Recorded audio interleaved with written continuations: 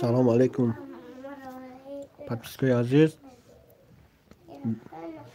سازین خوبین انشاءالله در ماه شهر رمضان چی حال دارین خدا خواهر روزای یکشنبه ماشین بازاری بختر بر شما میکنیم اگر شما مقصد دستگیری کنین باز ماشین بازار دوشنبه هم میریم